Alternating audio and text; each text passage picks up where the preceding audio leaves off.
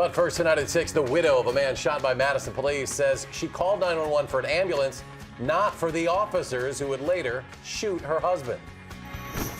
Madison police acknowledge they responded to that scene off Hammersley last month, thinking that 59-year-old Charles Carl had stabbed his wife. He would be shot and killed after officers said he charged them and could not be stopped by a taser gun. But now, as News 3 investigative reporter Adam Schrager explains, the original response here stemmed from a mistake at the Dane County 911 Operations Center, Adam.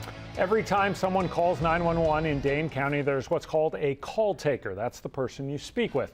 They type into a computer comments about what you're saying. That information is then taken by a dispatcher who's at the other side of the room, who will send out ambulances, police cars, fire trucks, whatever the right response should be. The head of the call center says on August 17th, his two experienced employees were not on the same page. The police who arrived to Charles Carl's Hammersley Road home thought he had stabbed his wife and that he remained armed and dangerous. That's what their dispatcher told them. Mr. Carl had been suffering from depression, which was becoming increasingly severe over the several months prior to his death. Jeff Scott Olson is the family's lawyer. He says Carl's widow called 911 that day to help her husband, who had stabbed himself. She wanted to secure medical care for him. She wasn't summoning the police. She had never been in danger or felt in danger herself. She was simply asking for help for a very compromised husband. Olson says Carl's widow is of Asian descent, but the head of the 911 dispatch center tells News 3 that even though she spoke with a thick accent on the call, there is no indication it caused any problems.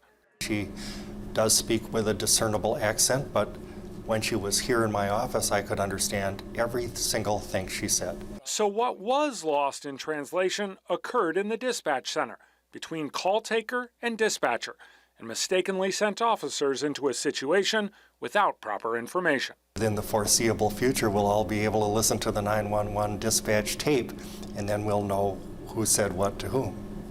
The tape of that 911 call remains part of the criminal investigation into the matter, and Madison police said today that investigation remains ongoing.